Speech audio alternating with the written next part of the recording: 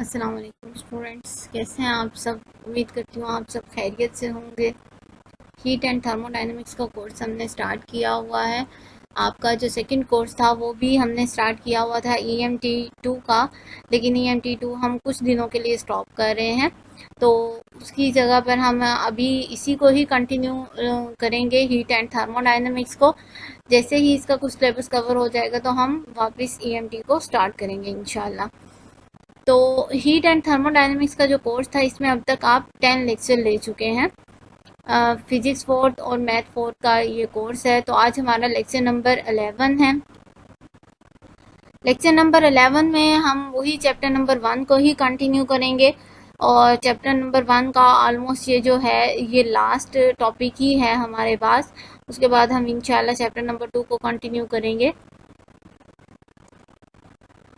तो आज का जो हमारा लेक्चर है उसे स्टार्ट करने से पहले हम रिवाइज कर लेते हैं अपना प्रीवियस लेक्चर, कि हमने जो लास्ट लेक्चर लिया था उसमें हमने कौन कौन सी चीज़ें डिस्कस कर ली थी। तो लास्ट जो हमने टॉपिक स्टार्ट किया हुआ था वो था हमारा इक्वेशन ऑफ स्टेट का।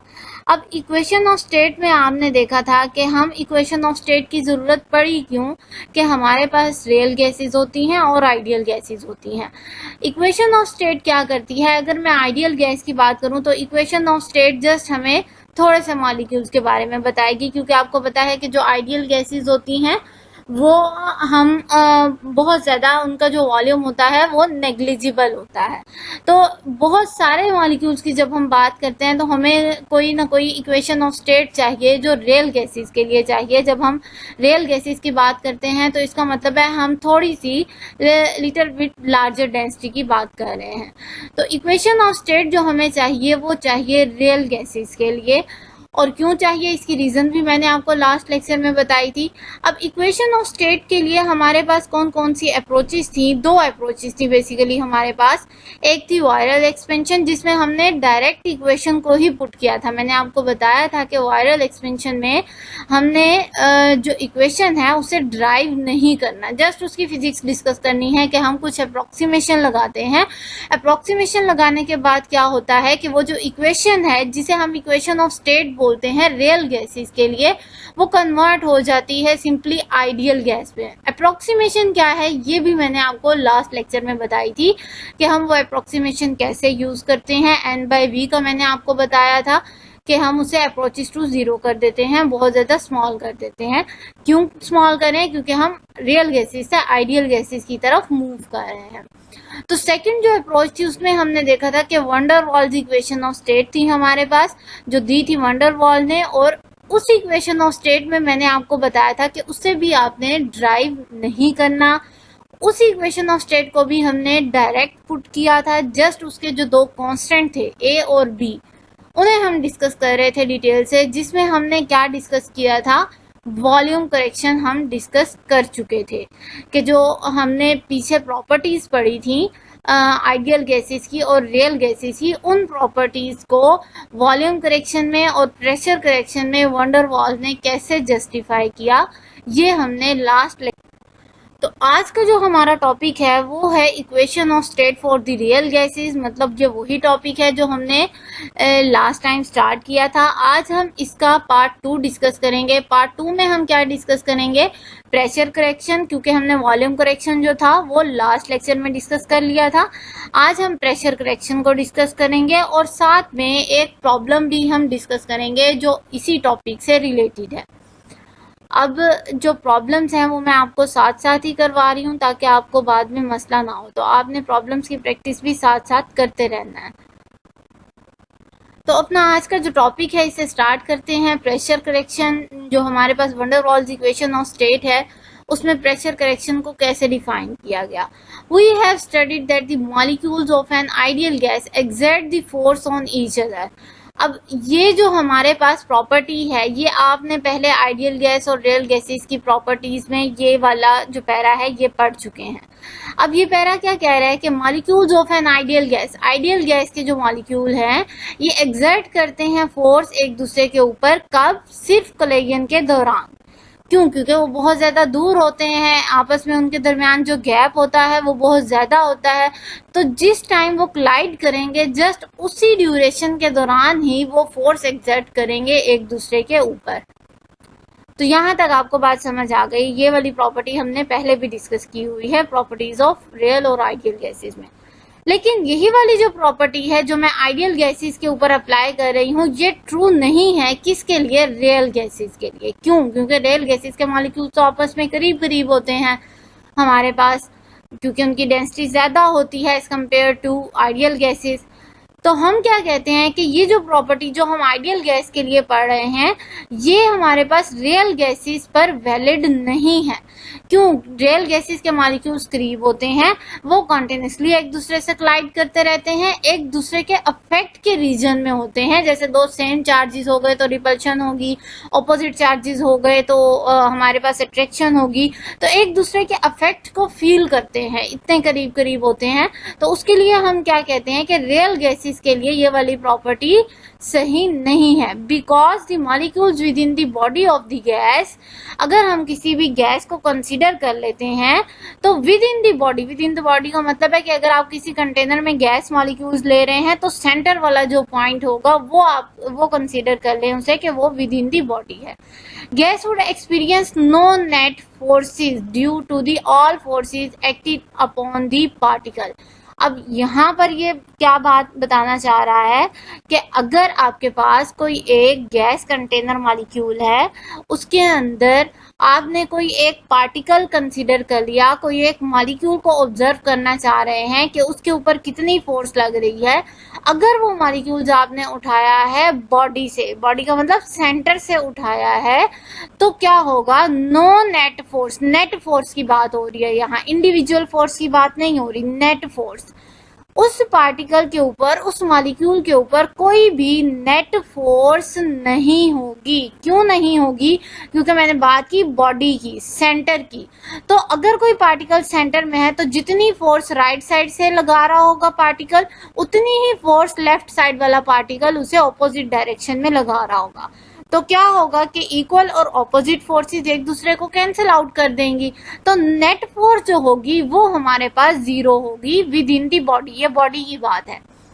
अगर कोई पार्टिकल कंटेनर की वॉल के साथ है तब ये वाली जो बात है ये फुलफिल नहीं होगी, तब उसके ऊपर फोर्स 0 नहीं होगी। ये सिर्फ सेंटर वाले मॉलिक्यूल्स की बात कर रहे हैं हम।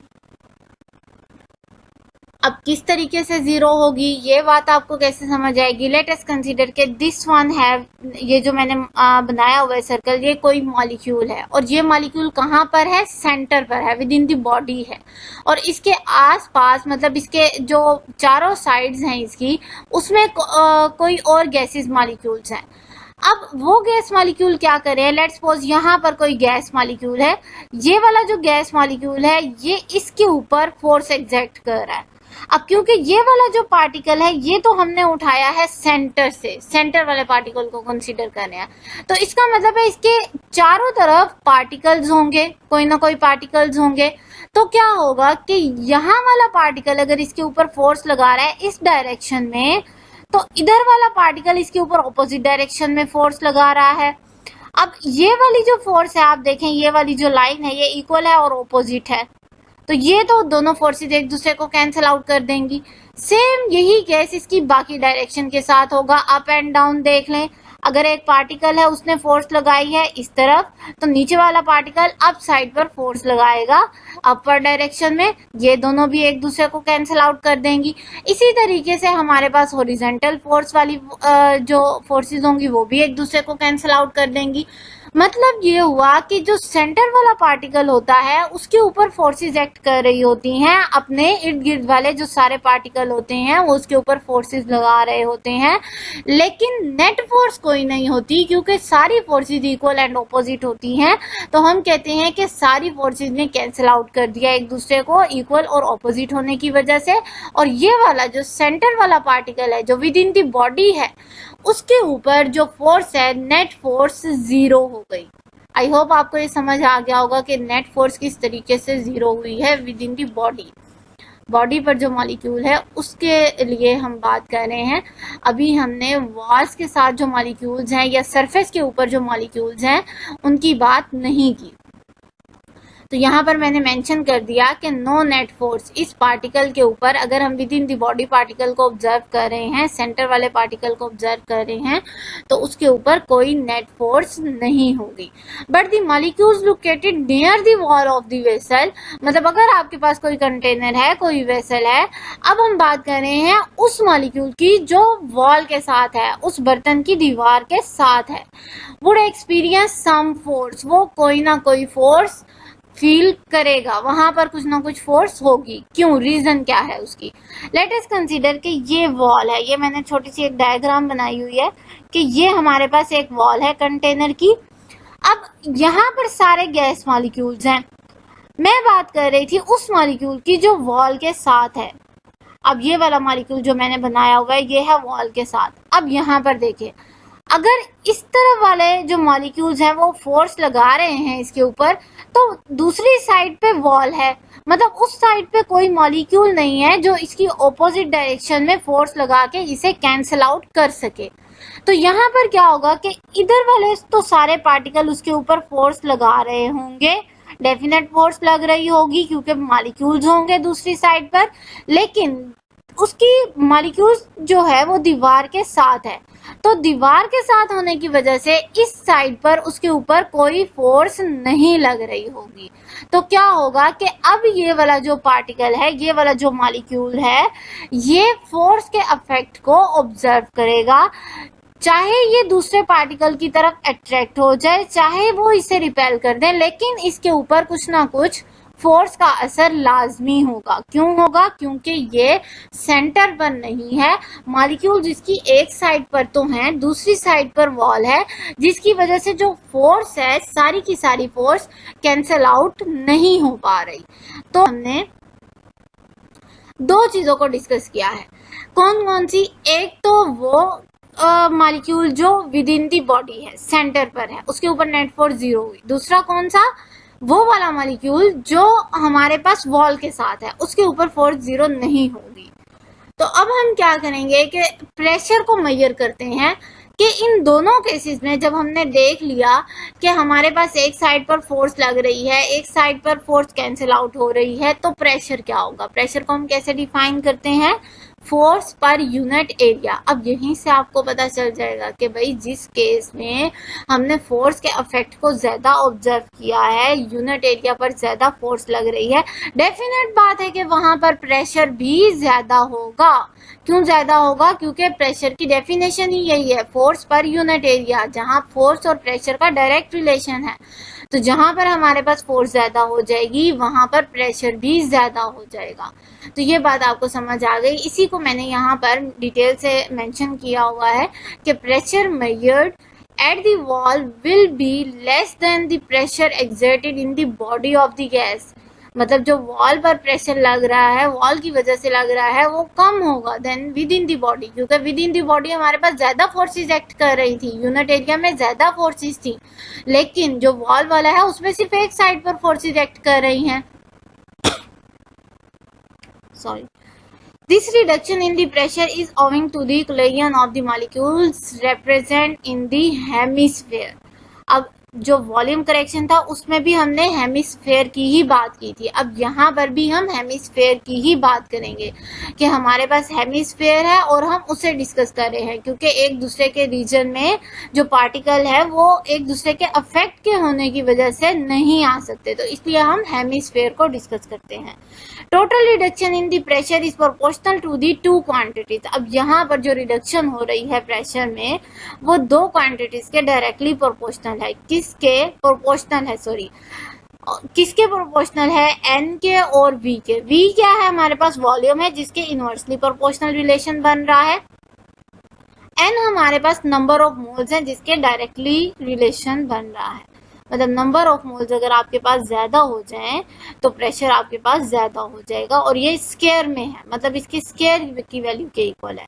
जब मैं साइन को हटाऊंगी तो मेरे पास आ जाएगा एक कांस्टेंट, जिसे मैंने यहाँ पर मेंशन किया हुआ है कि हमारे पास कांस्टेंट ए है। इक्वेशन नंबर 2 में P is equal to a n square divided by V square. अब ए क्या है हमारे पास, वंडर वॉल्स कोएफिशिएंट है। तो ये हमारे पास एक फॉर्मूला आ गया प्रेशर करेक्शन का। वॉल्यूम करेक्शन का जो फॉर्मूला था वो हमने लास्ट लेक्चर में ड्राइव किया था। ये जो दो फार्मूलाज हैं प्रेशर करेक्शन के लिए और वॉल्यूम करेक्शन के लिए, ये बहुत इंपॉर्टेंट फार्मूलाज हैं न्यूमेरिकल के पॉइंट ऑफ व्यू से। इन्हीं से रिलेटेड हम आज एक न्यूमेरिकल भी डिस्कस करते हैं। हमने ये देख लिया कि प्रेशर करेक्शन किस तरीके से हुई और वॉल्यूम। तो प्रॉब्लम को आपने अच्छे तरीके से समझना है, क्योंकि मैं जस्ट आपको एक ही प्रॉब्लम इस टॉपिक से रिलेटेड करवाऊंगी। इसी से रिलेटेड कोई भी प्रॉब्लम आपको आ सकता है, ज़रूरी नहीं है कि यही वाला प्रॉब्लम आए जो मैंने यहाँ पर शो किया हुआ है। तो प्रॉब्लम को डिस्कस करते हैं हम। For the oxygen atom the van der Waals coefficients have been measured. Oxygen atom के लिए जो वंडर वॉल ने कोएफिशिएंट्स मेजर किए, उनकी जो वैल्यू मेजर की वो यहाँ पर दी हुई है। ए ये है और ये बी है। Assume that 1 mole of the oxygen at the temperature हमारे पास क्या है 50 kelvin, is confined to a box के अंदर है of the volume, जिसका वॉल्यूम हमारे पास ये है। What pressure does the gas exert? Pressure find out करना है हमने। पहले सबसे पहले आपने क्या देखना है कि आपको दी कौन सी चीजें हुई हैं, फिर देखें आपने फाइंड आउट क्या करना है, उसके अकॉर्डिंग फॉर्मूला सेट करें। अब हमारे पास दो चीजें पूछी गई हैं। प्रेशर तो हमारे पास पूछा गया है आइडियल गैस के लिए आप इसे कैसे फाइंड आउट करेंगे इसी प्रेशर को, और आप वंडर वॉल के लिए कैसे फाइंड आउट करेंगे इसी प्रेशर को। याद रहे कि जो हमने पीछे फार्मूला ड्राइव किया है प्रेशर करेक्शन का, वो वंडर वॉल के लिए था, वो आइडियल गैस के लिए नहीं था। मैंने बताया था कि आइडियल गैस हम अप्रोक्सीमेशन लगाते हैं, फिर जाके हमें वैल्यू मिलती है। तो हमारे पास क्या होगा, वंडर वॉल वाला वो फार्मूला होगा जो पीछे हमने ड्राइव किया है। न्यूमेरिकल सॉल्व करते हैं हम। आइडियल गैस के लिए सबसे पहले फाइंड आउट करते हैं। सिंपल, आपने आइडियल गैस लॉ पढ़ा हुआ है, PV is equal to NRT। अब R आपके पास जनरल गैस कांस्टेंट है, N की वैल्यू 1 मोल दी हुई है, वॉल्यूम भी आपको यहाँ पर दिया हुआ है 0.0224 मीटर क्यूब, और प्रेशर आपने फाइंड आउट करना है। टेम्परेचर भी आपको 50 केल्विन गिवन है।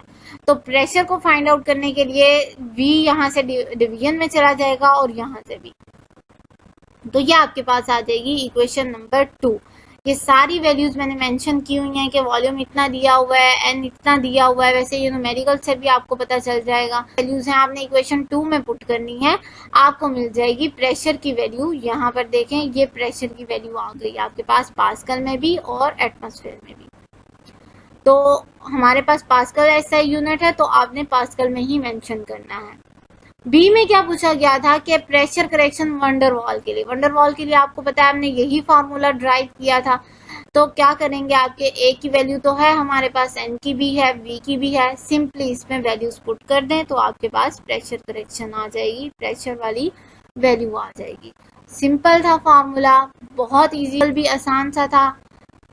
आई होप आपको कोई मसला नहीं हुआ होगा, समझ आ गई होगी। फिर भी कोई ऐसा पॉइंट हो आज के लेक्चर में जो कंफ्यूजन क्रिएट कर रहा हो, आपको समझ ना आया हो, तो काइंडली लाजमी डिस्कस कीजिएगा मुझसे। नेक्स्ट लेक्चर तक के लिए अपना बहुत ख्याल रखिएगा। Thank you so much. अल्लाह हाफिज़।